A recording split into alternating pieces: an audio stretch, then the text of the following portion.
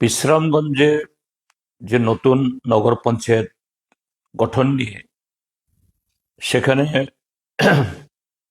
ADC এলাকার সেখানকার যারা বাসিন্দা তাদের মধ্যে যে অসন্তোষ দেখা দিচ্ছে, এটা একদিক থেকে সঙ্গত। এই কারণে যে রাজ্য সরকার যে দলেরই হোক, একতরফা ভাবে যে এই এডিসি নন এডিসি যে কারণে যে উদ্দেশ্যে সৃষ্টি হয়েছে সংবিধানের পথ ধরে, এটা একতরফা সিদ্ধান্ত গ্রহণ করে এটার পুনর্বিন্যাস বা পুনর্গঠন করতে পারে না।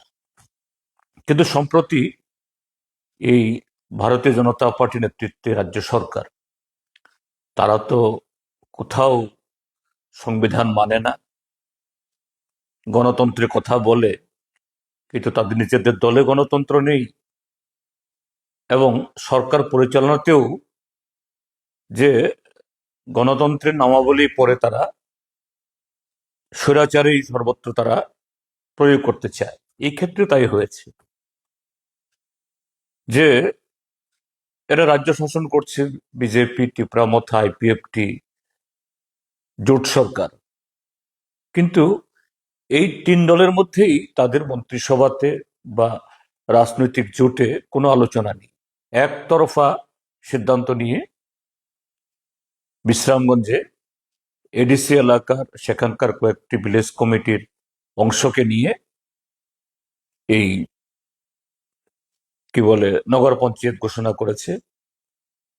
এর আগে এটা প্রতিবাদ হওয়া সত্ত্বেও তারা কোনো ধরনের কথা শুনেনি, এখন নোটিফিকেশন জারি করেছে। এই পদক্ষেপটাই অগণতান্ত্রিক, স্বৈরাচারী এবং আমি বলবো এটা অসাংবিধানিকও। কেন অসাংবিধানিক? যে এরকম নন এডিসি এলাকা 6 শিডিউল ভুক্ত, এটাকে যদি 6 শিডিউল মুক্ত করতে হয়, সেখানে সংবিধান মোতাবেক একটা কমিশন গঠন করতে হয়। ডিলিমিটেশন, রিডিলিমিটেশন ইত্যাদির জন্য কিছুই করেনি।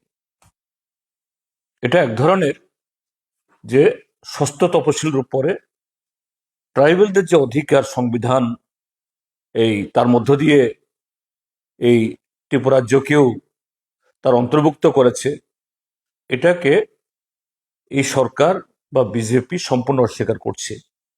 এটাই বিজেপির নীতি। এটা ত্রিপুরাতেই শুধু হচ্ছে, বিশ্রামগঞ্জে এটা নয়, এটা সে লাদাখে হচ্ছে। সেখানে ষষ্ঠ তপশিল প্রতিশ্রুতি দিয়ে কিছুই করেনি, উল্টো সেখানের যে পরিবেশবিদ, জনপ্রিয় সেখানকার একজন এই আদিবাসী নেতা, সোনম ওয়াংচুক, আন্তর্জাতিক খ্যাতিসম্পন্ন পরিবেশবিদ, তাকে যে দেশদ্রোহী আইনে তাকে জেলে পুরেছে। মণিপুরে একই ঘটনা করেছে।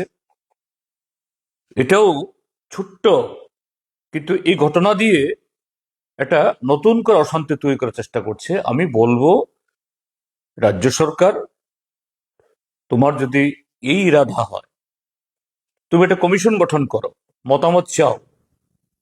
সেই জায়গায় এডিসি এলাকার মানুষ যদি সেখানে তারা চায়, হ্যাঁ আমরা নগর পঞ্চায়েতে অন্তর্ভুক্ত হব, তখন করো। আর তারা যদি এর বিরোধী হয়, এর থেকে সরে আসো।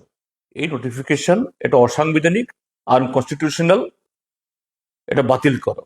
নতুবা যে কেউ যদি কোর্টে যায়, এই নোটিফিকেশন বাতিল হতে বাধ্য। এটা সম্পূর্ণ অন্যায় এবং স্বৈরাচারী পদক্ষেপ, আমরা এর বিরুদ্ধে।